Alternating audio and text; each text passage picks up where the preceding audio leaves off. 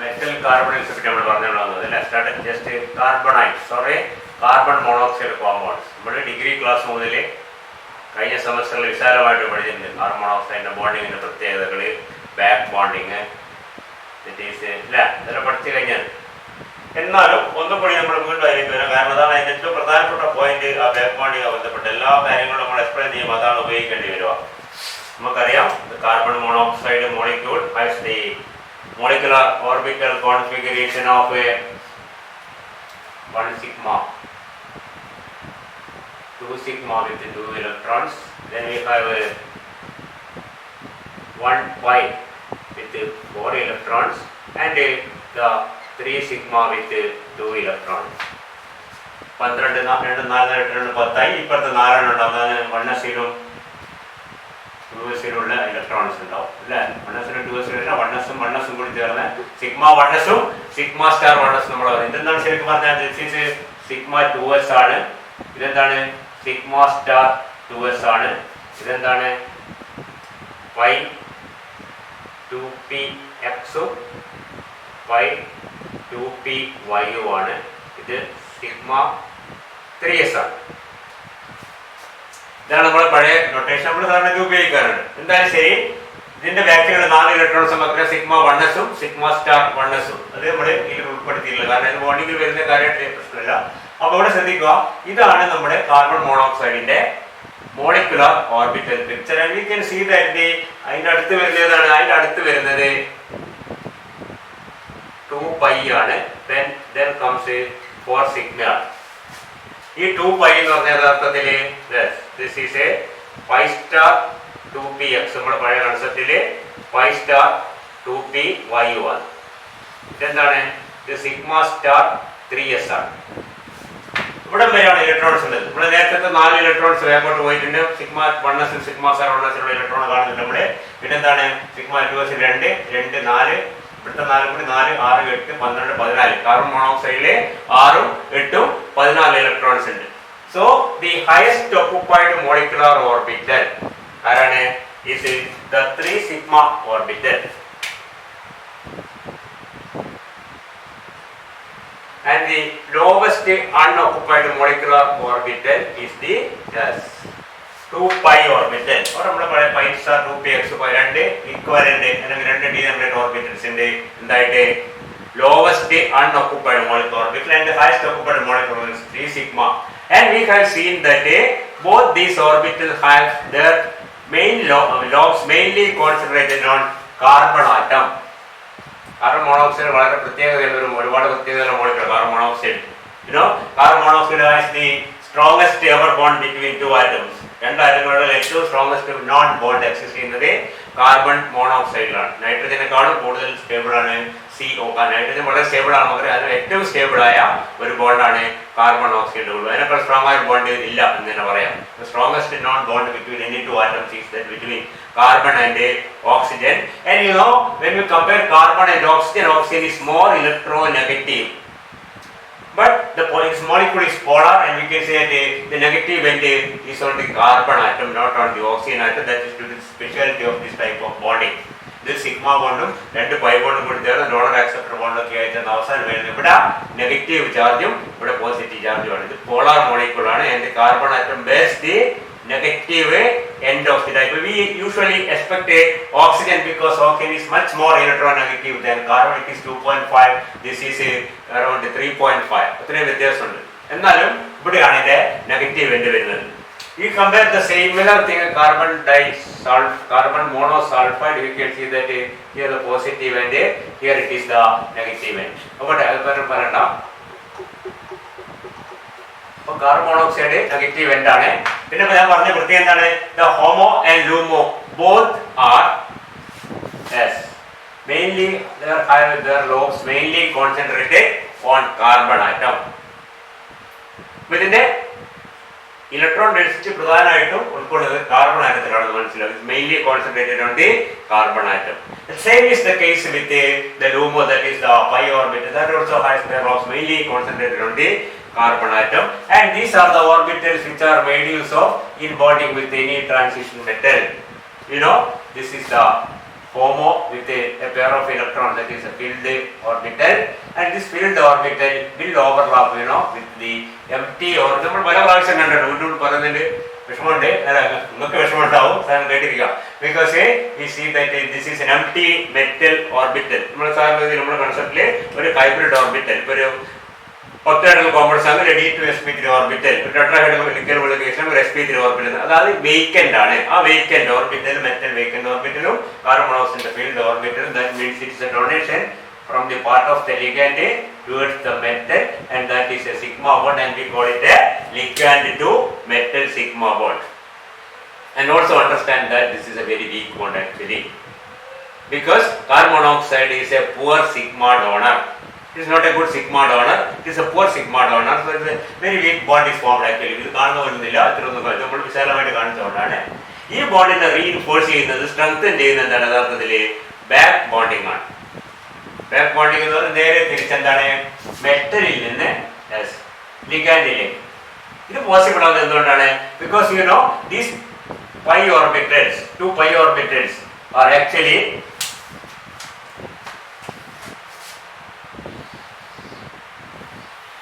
having its lobes like this, and of course it will have another lobe in the perpendicular direction. It is a px and a py. Okay, and we can see that here the metal has a filled d orbital.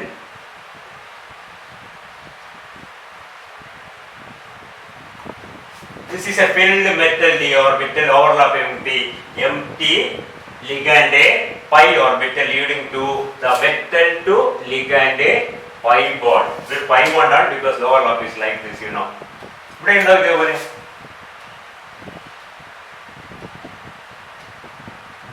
Okay. അപ്പൊ ഇവിടെ ഈ bond കൂടി ചേർന്നിട്ടാണ് ഇത് strong ആവുന്നത്. വെറും sigma bond മാത്രമേ ഇവിടെ സ്ട്രോങ് അല്ല. കാരണം നമ്മൾ എന്താ പറഞ്ഞത്?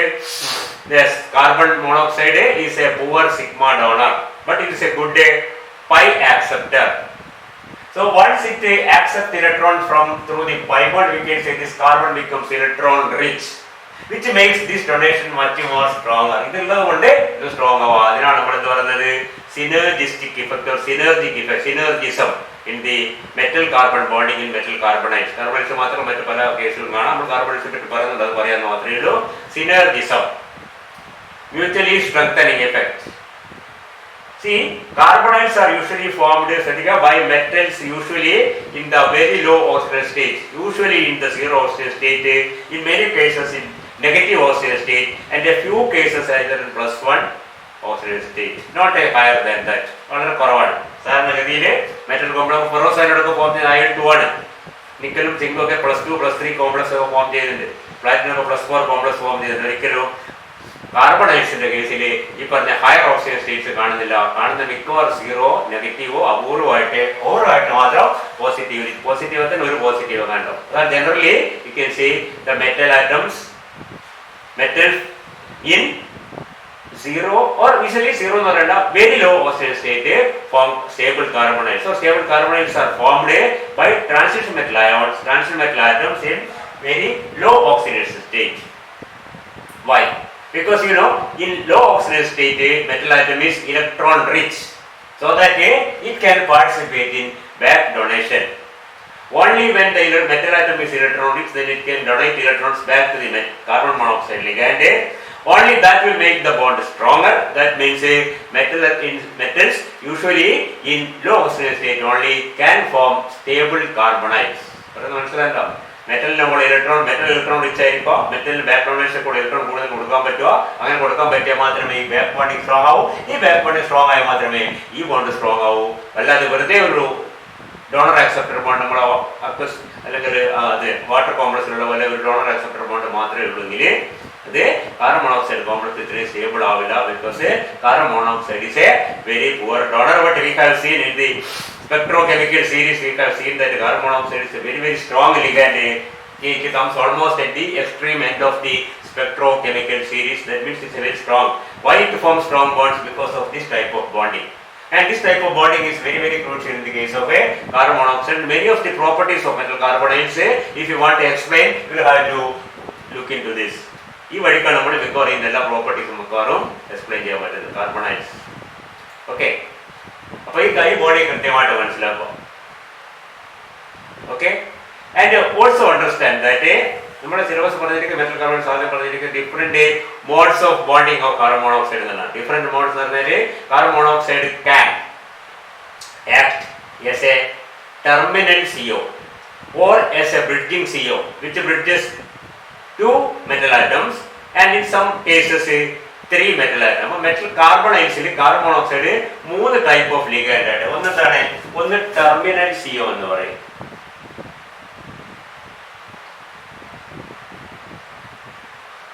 മറ്റേന്താണ് mu2CO എന്ന് അറിയും, mu3CO എന്നാണ്. Doubly bridging CO and triply bridging CO. അതെന്താണ്, വളരെ സിമ്പിൾ ആയ കാര്യം.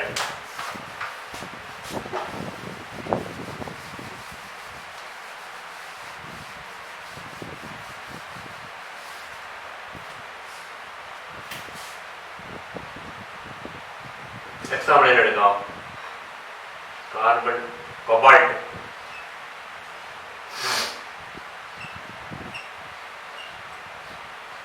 നമ്മൾ കഴിഞ്ഞ ക്ലാസ്സിൽ കണ്ടാണ്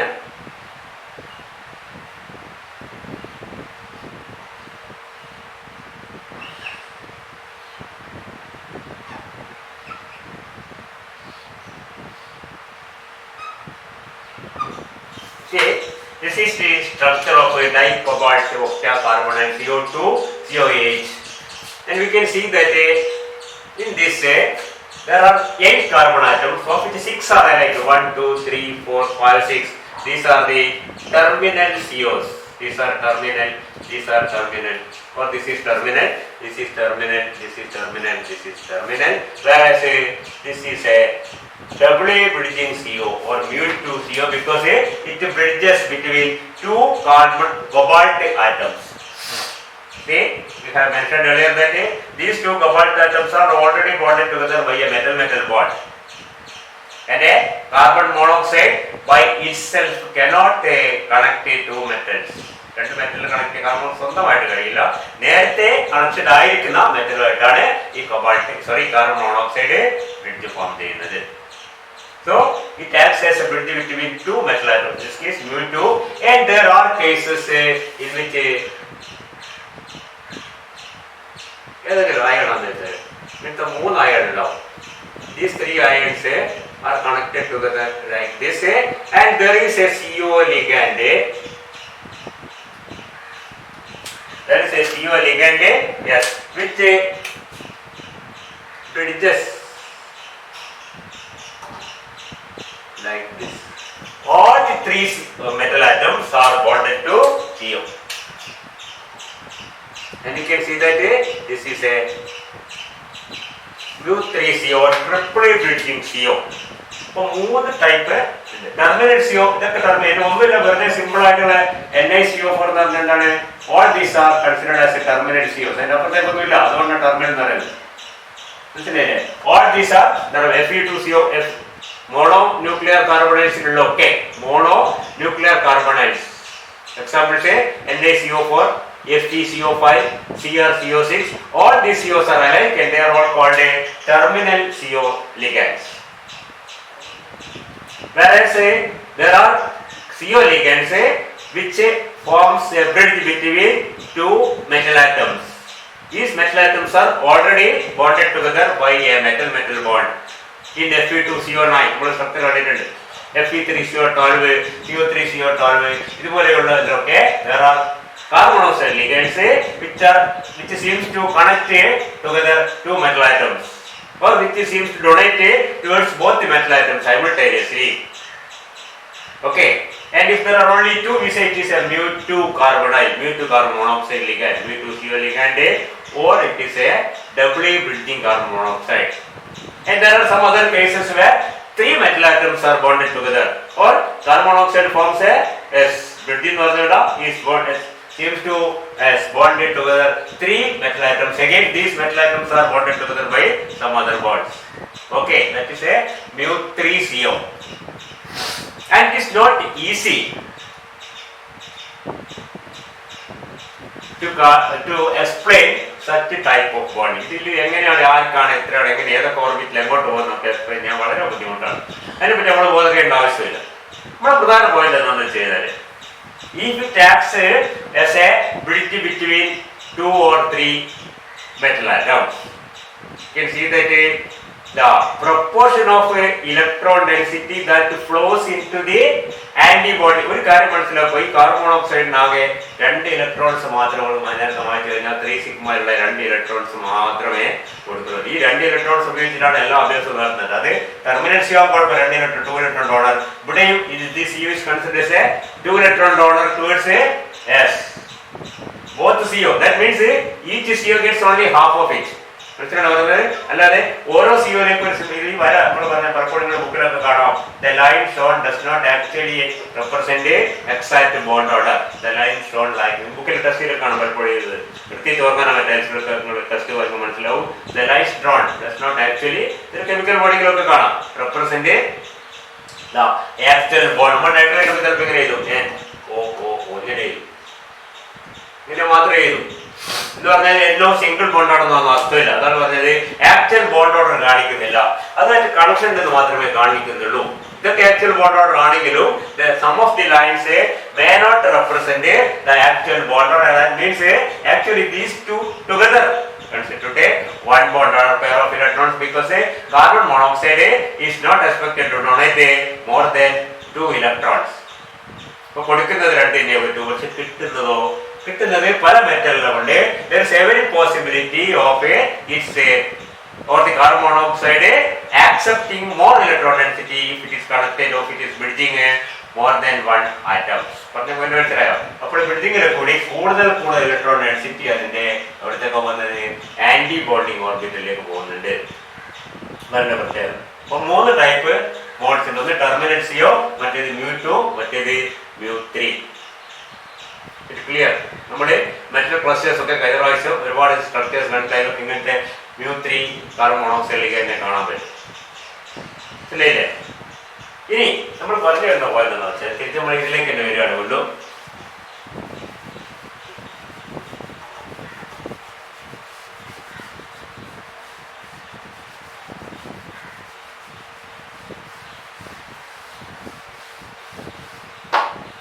അടുത്ത വാക്ക് സിലബസിൽ വരുന്നത് IR spectroscopy as a tool for the study of metal carbonyls. Metal കാർബണൈൽസിന്റെ സ്റ്റഡിയിൽ IR സ്പെക്ട്രോസ്കോപ്പിക്കുള്ള റോൾ. IR സ്പെക്ട്രോസ്കോപ്പി നമ്മൾ വിശാലമായിട്ടൊക്കെ പഠിച്ചിട്ടുണ്ട്. അതിന്റെ ഡീറ്റെയിൽസിലേക്ക് ഒന്നും പോകുന്നില്ല. ഇവിടെ പറഞ്ഞു വരുന്നത് you can see that in free carbon monoxide molecule the structure may be represented almost like this. See, triple bond O. The method is one of the strongest bond and you can see it has a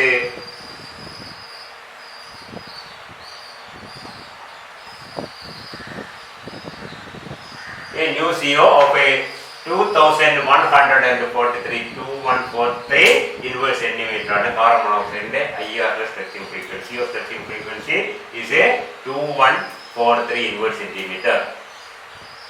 Okay, and that represented as the stretching of the carbon oxygen bond.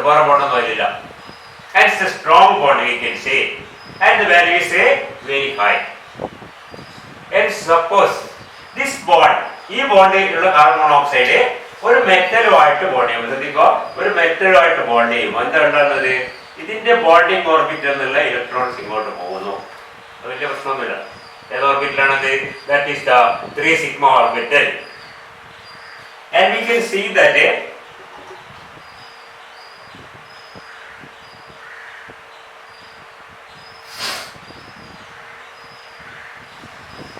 this antibonding orbital accepts electron as from the metal. So, placing electrons in the antibonding orbital of any molecule will weaken the bond, you know, because the bond order is a number of electrons in the bonding orbital minus number of electrons in the antibonding orbital divided by 2. The bond order of hydrogen molecule is 1, that of oxygen molecule is 2, that of nitrogen molecule is 3, that of carbon monoxide is 3. that the fluorine molecule is 1. Then നമുക്കറിയാവുന്ന കാര്യമാണ് we see the carbon and we can see the flow of electrons into the anti-bonding orbital. Carbon monoxide anti-bonding orbital ലേക്ക് നമ്മൾ നേരത്തെ പറഞ്ഞ ഏതാണ് 2π 2 π orbital ഉണ്ട്. ഈ 2π orbital ഒരു 2π ഇങ്ങനെ മറ്റു 2π പെർപെൻഡിക്കുലർ ആയിരിക്കും ഓർബിറ്റലിലേക്ക് ഇലക്ട്രോൺസ് ചെല്ലുക എന്ന് പറഞ്ഞാൽ അർത്ഥം എന്താണ്? That represent weakening of the carbon oxygen bond. നമ്മൾ മുമ്പേ പഠിക്കാറുണ്ട് അല്ലേ? Weakening of the carbon oxygen bond. And generally we can see that in metal carbonyls the carbon oxygen bond will be weaker than that is present in free carbon monoxide molecule. Carbon monoxide molecule നെക്കാളും carbon oxygen bond weak ആയിരിക്കും. എന്തുകൊണ്ട്? ഈ type bonding ഉണ്ട്. ഈ type bonding എന്ന് പറഞ്ഞാൽ back ഡൊണേഷനിൽ കൂടി എന്തെങ്കിലും കാരണവശാൽ മെറ്റലിന് ബാക്ക് ഡൊണേഷൻ നടത്താൻ പറ്റില്ല എങ്കിൽ ഒരു പ്രശ്നമില്ല. പക്ഷെ എന്താണ് അതിന് കാർബൺ മോണോക്സൈഡ് കോംപ്ലക്സ് കാർബണിൽ ഉണ്ടാക്കാനുള്ള സാധ്യത കുറവാണ്. നേരത്തെ പറഞ്ഞ് കാർബണിൽ ഉണ്ടാണെങ്കിൽ sigma bond is very weak. Carbon monoxide is a poor sigma donor. But still carbonyls are very stable complexes because of the back bonding.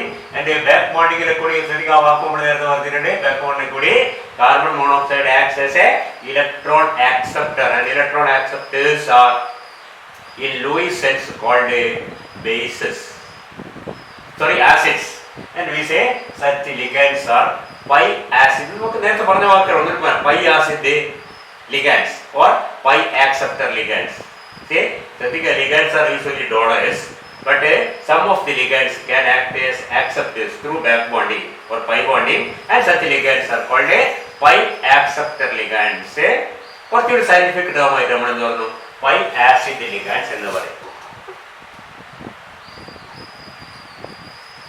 pi acceptor ligands or pi acid ligands because acids are acceptors of electron. Electron pair acceptor is an acid, electron pair donor is a base. So pair of the electron acceptor can be considered as a acid. So carbon monoxide is a typical pi acceptor ligand or a pi acid ligand. And this pi acid ligand accepts the electron from the metal into the anti-bonding orbital of the molecule, so that the actual bond which was already present in that molecule, that is a CO bond which was very strong, becomes a weaker. The bond order becomes less. Bond order is carbon monoxide from 3 undengilu calculations has shown that it is around something like 2.72 or something like that. 3 ന്റെ അടുത്ത് എത്തും. നമ്മൾ 3 വെക്കാൻ പറ്റും. നമുക്ക് fractional bond order പറ്റി മാറ്റി തലപോകേണ്ട ആവശ്യമില്ല. ബോണ്ട് ഓർഡർ 3 ആണ്. ആ 3ൽ നിന്നോ അല്ലെങ്കിൽ പറഞ്ഞ യഥാർത്ഥ 2 ബോണ്ടിൽ നിന്നോ കുറവായിരിക്കും. ഏത് കാർബണൈൽ എടുത്തു നോക്കിയാലും മിക്കവാറും കാർബണൈൽസിലൊക്കെ ആയത് carbon oxygen bond order. Why? Because of the presence of electrons in the anti-bonding orbital. ഈ പോകുന്ന സാധനം പോകുന്ന നേരെ ആന്റിബോഡി ഓർബിറ്റൽ ഇലക്ട്രോൺ വരാൻ പാടില്ല. ആന്റിബോഡി ഇലക്ട്രോൺ വന്നാല് ബോണ്ട് വീക്ക് ആവും, ബോണ്ടിങ്ങിൽ വന്നാല് സ്ട്രോങ് ആവും. യഥാർത്ഥത്തിലുള്ള ബോണ്ടിങ്ങിൽ നിന്ന് പോവുകയും ആന്റിബോഡിയിൽ വരികയും ചെയ്യുന്നു. നമ്മൾ ഇതിനെ പറ്റി അധികം പറയുന്നില്ല.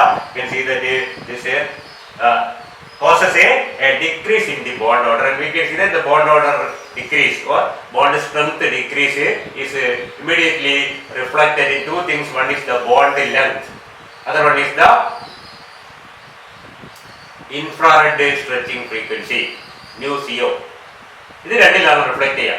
ബോണ്ട് സ്ട്രോങ് ആകുന്നതിനനുസരിച്ച് ബോണ്ട് ലെങ്ത് കുറയുകയും ന്യൂ CO കൂടുകയും ചെയ്യും അല്ലേ? Bond is strong. It is stronger the bond, the shorter will be the bond length. No doubt. The stronger the bond, the larger will be the stretching frequency. New, isn't it? This is കാണാം. Unfortunately, you can see that the bond length of carbon monoxide is not so sensitive towards a bond. Bond order വരുന്ന ഒരു ചെറിയ വ്യത്യാസം bond length കാര്യമായി reflect ചെയ്യുന്നില്ല. ഒരുപാട് കാരണങ്ങളുണ്ടാവും. ചില കേസിൽ നമുക്ക് ചില കേസിൽ ബോണ്ട് ലെങ്ത്തിൽ ബോണ്ട് ഓർഡറിൽ വരുന്ന ചെറിയ വ്യത്യാസം പോലും ബോണ്ട് ലെങ്ത്തിൽ റിഫ്ലക്ട് ചെയ്യുന്നത് എന്താണ്? കൂടിയും കുറഞ്ഞു വരും. ചെറുതായിട്ട് നമുക്ക് ഇതിന് വ്യത്യാസം മനസ്സിലാക്കാൻ ബുദ്ധിമുട്ടാണ്. നല്ല വ്യത്യാസം വരുമ്പോൾ മാത്രമേ ബോണ്ട് ലെങ്ത്തിൽ ചെറിയ വ്യത്യാസം വരികയുള്ളൂ. അതാണ് ഈ കാർബൺ മോണോക്സൈഡിന്റെ പ്രത്യേകത. Is C triple bond is not so sensitive towards the bond length in C triple bond is not so sensitive towards the bond order. Bond order 2.7 and 2.73 അല്ല 2.68 2.5 ഒക്കെ ആകുമ്പോഴും വളരെ ചെറിയ വ്യത്യാസം മാത്രമേ നമുക്ക് ബോണ്ട് ലെങ്ത് കാണാൻ പറ്റൂ. പക്ഷേ it it is reflected more effectively in the infrared stretching frequency or nu CO. ഇവിടെ വളരെ വ്യത്യാസം കാണുന്നുണ്ട്. So you can see that എന്താ ഉണ്ടാവുക, ഇത് ഇതിനേക്കാളും കുറവായിരിക്കും ശരിയല്ലേ, because CM-1 is directly with energy. ഈ ബോണ്ട് സ്ട്രെച്ച് ചെയ്യാൻ ബോണ്ടിനേക്കാൾ എനർജി കുറവായിരിക്കും എപ്പോഴും ഈ ഒരു കാർബണൈൽ, ഈ ബോണ്ടല്ല കാർബൺ മോണോക്സൈഡിലുള്ള ബോണ്ട്. കാർബൺ മോണോക്സൈഡിലുള്ള CO സ്ട്രെച്ച് ചെയ്യാൻ 2143 ഇൻവേഴ്സ് സെന്റിമീറ്റർ വേണമെങ്കിൽ കാർബണൈൽസിലുള്ള CO സ്ട്രെച്ച് ചെയ്യാൻ 2143. അത് ഫിസിക്കലായിട്ടാണ് പറയുന്നത്, നമ്മൾ കാൽക്കുലേഷനും മറ്റേ ഇക്വേഷനൊക്കെ പറയണ്ട, അതിനൊക്കെ പോകുന്നില്ല, മനസ്സിലായില്ല. It requires much less energy. We can say that it may be say around say 2000 or 1900 ഇങ്ങനെ താഴോട്ട് പോകും, depending on the nature of the metal carbonate. പ്രധാനമായിട്ട് മെറ്റല് എത്രത്തോളം ഇഫക്റ്റീവ് ആയിട്ട് കാർബൺ മോണോക്സൈഡിലേക്ക് ഇലക്ട്രോൺ ഡെൻസിറ്റി കൊടുക്കുന്നുണ്ടോ, കാർബൺ മോണോക്സൈഡിന്റെ ആന്റിബോഡിക്ക് നമുക്കറിയാം ഇതൊക്കെ ഇലക്ട്രോൺ ഡെൻസിറ്റി കൊടുക്കുന്നുണ്ടോ അത്രയും ഇത് താഴോട്ട് പോകും. കാരണം എന്താണ്, അത്രയും ഈ ബോണ്ട് വീക്കായി വരും, അതിനനുസരിച്ച് തന്നെ ന്യൂ CO കുറഞ്ഞത്. That's A very important point. മനസ്സിലായില്ലേ, the new CO depends on the carbon oxygen bond order, and the carbon oxygen bond order in carbonyls depends on, it is always less than that in free CO, and it depends on the capacity of the metal to donate back electrons to the carbon monoxide. Carbon monoxide ലേക്ക് തിരിച്ച് electron കൊടുക്കാൻ മെറ്റലിന് എത്രത്തോളം കഴിവുണ്ടോ അതിനനുസരിച്ച് എന്ത് സംഭവിക്കുന്നു, അതിനനുസരിച്ച് ഈ പറഞ്ഞ new CO കുറഞ്ഞു വരും. ഒട്ടും കൊടുത്തില്ലെങ്കിൽ ആർക്കുന്നുണ്ടാവും അല്ലേ, അതൊരു പോയിന്റാണ്. അതെടുക്കട്ടെ. And we can see that a new CO will reflect the CO bond order, and the CO bond order is actually a measure of the back donating capacity of the metal. നമ്മൾ കഴിഞ്ഞ ദിവസം പറഞ്ഞ വിശാലമായിട്ട് അപ്പൊ metal എത്രത്തോളം ഒരു example നമ്മൾ എടുത്തു കഴിഞ്ഞാല്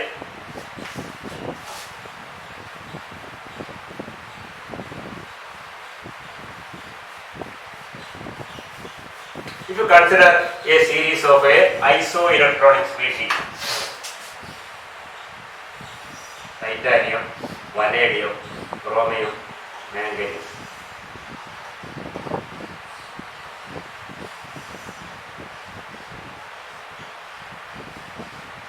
The hexacarbonate ECO6 minus, TiCO6 2 minus, CrCO6 and MnCO6 plus. We can see ഇങ്ങനെ കൊടുത്തിരിക്കുന്നത് these are isoelectronic species. We can see that titanium has a 3 electron. Titanium has 4 electrons. അല്ലേ, ഒരല്ലേ? Yes, 4 plus a 12. 16 plus 2. This is a 18 electron species, isn't it? Vanadium has a 5 electrons. D3s2. For another D3s2 5 ആണ്. 5 1 6 6 12 18. Chromium has a 6 electrons. 6 plus 12 18.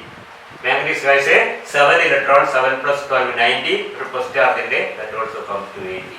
These are isoelectronic species, and we can see that the new CO, all these COs are terminal COs. That is also very clear. All terminal bridging on the illa, and we can see that the new CO will vary.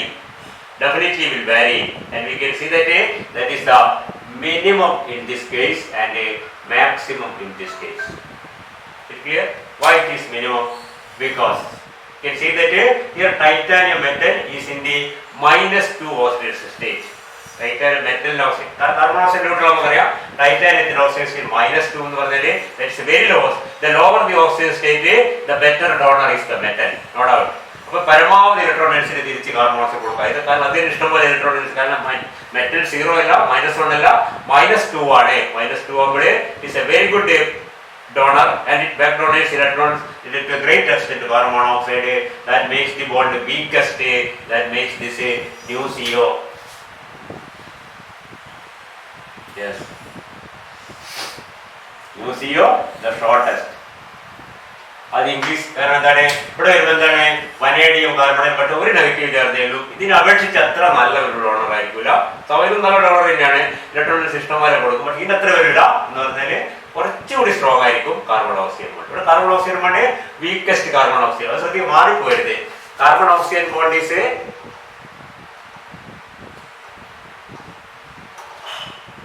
carbon oxygen bond is the weakest, and